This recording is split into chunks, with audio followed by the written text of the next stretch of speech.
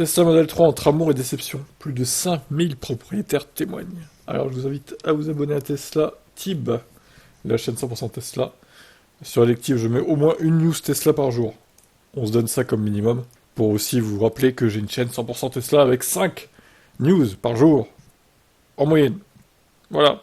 Il y en a dans la description. Alors, 5000 personnes. Vous pouvez témoigner dans les commentaires. La plupart du temps, vous êtes satisfait de votre Tesla quand même. D'après ce que j'ai compris. 87% des propriétaires du Model 3 interrogés ont déclaré envisager d'acquérir une autre Tesla pour leur prochain véhicule, tandis que 96% ont dit envisager un véhicule électrique, quel qu'il soit.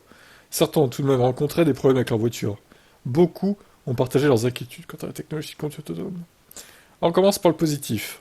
Alors, ils sont conquis par le véhicule, ils vantent également le service après-vente de Tesla racontant des expériences positives où des réparations ont été effectuées rapidement, même hors garantie, avec un technicien se déplaçant chez eux pour résoudre le problème. Ils expriment aussi leur amour pour leur voiture et envisagent d'acheter une autre pour leur conjoint, soulignant que les Tesla sont parmi les voitures les plus sûres de la route.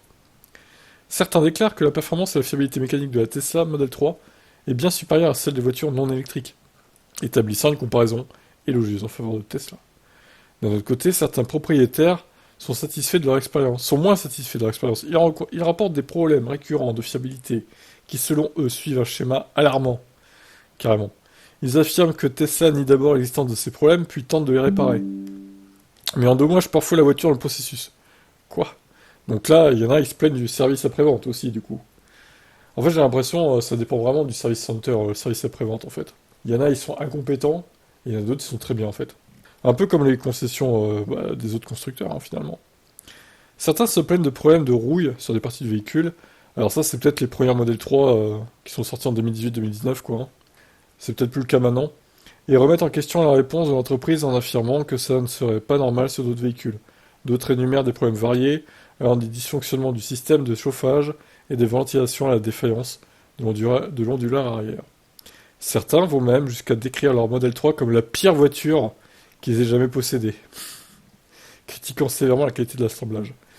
Et encore une fois, ça, c'était aussi les premières Model 3 qui étaient quand même qui étaient livrées avec une finition assez douteuse. Maintenant, encore une fois, ils ont corrigé tout ça normalement. Hein. En ce qui concerne l'autopilote et la technologie FSD, les propriétaires ont des opinions partagées.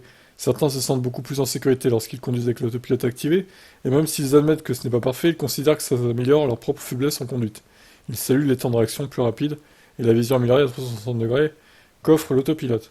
D'autres propriétaires sont plus sceptiques quant à la sécurité du FSD et remettent en question l'utilisation sur les routes publiques.